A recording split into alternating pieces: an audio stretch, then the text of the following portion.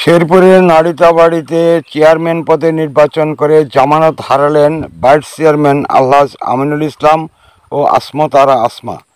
শেরপুরের নালিতাবাড়ী উপজেলা ষষ্ঠ নির্বাচনে মাত্র ১৪০০ কয়েক ভোট পেয়ে জামানত হারালেন পঞ্চম পরিষদে বিপুল ভোটে নির্বাচিত ভাইস চেয়ারম্যান আলহাজ আমিনুল ইসলাম ও চতুর্থ উপজেলা পরিষদের মহিলা ভাইস চেয়ারম্যান মাত্র ৮০০ ভোট পেয়ে আসমত আরা আসমা জামানত হারিয়েছেন। নালিতাবাড়ী উপজেলা পরিষদের ষষ্ঠ নির্বাচনে আওয়ামী লীগের সমর্থিত চেয়ারম্যান প্রার্থী হাজী মোশাররফের বিপরীতে অবস্থান নিয়ে নির্বাচনে প্রতিদ্বন্দ্বিতা করেন এই দুই প্রার্থী।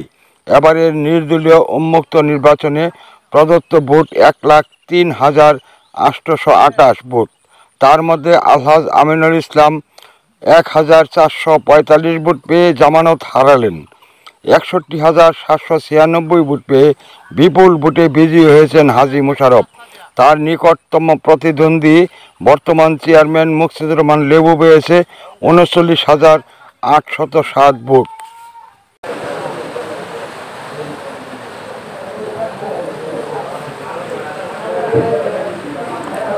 অপরদিকে মাত্র ৮০০ ভোট পেয়ে জামানত হারালেন উপজেলা আওয়ামী লীগের সহসভাপতি, চতুর্থ পরিষদের বিপুল ভোটে বিজয়ী মহিলা ভাইস চেয়ারম্যান আসমত আরা আসমা।